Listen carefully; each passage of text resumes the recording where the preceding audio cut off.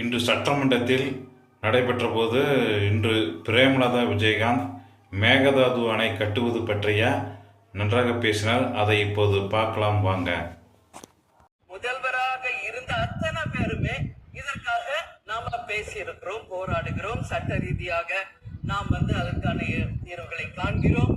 அது மட்டும் இல்லை, காவிரி மேலாண்மை ஆணையம் ஒரு தீர்ப்பு சொல்றாங்க, உச்ச நீதிமன்றம் ஒரு தீர்ப்பு சொல்றாங்க. ஏதோ பேசியும் இதுவரைக்கும் தீர்வு இல்லை.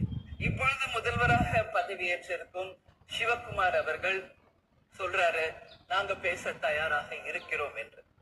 நமது முதல்வரும் சிவகுமார் அவர்களும், நான் என்ன சொல்றேன், இது எல்லாரும் மக்களுடைய, இப்போ இந்த அவை இது முக்கியமான சட்டமன்றம். இங்க வந்தவொன்னு எல்லாருக்கும் என்ன கொடுக்குறாங்க? தண்ணி தான் கொடுக்குறாங்க. அப்ப ஒவ்வொரு மனிதனுக்கும் தண்ணி தான் முக்கியம். இன்னைக்கு காவிரி தாயின்னு தான் நம்ம சொல்றோம். ஒரு தாயின் ஒரு ஒரு குழந்தைக்கும் எப்படி தாய்ப்பால் இன்றியமையாது, அது பாருங்க அத்தனை பேரும், அது விவசாயிகளா இருக்கட்டும், குடிமக்களாக இருக்கட்டும், இங்கு மிக முக்கியமானது குடிதண்ணீர். நீரின்றி அமையாது இவ்வுலகு.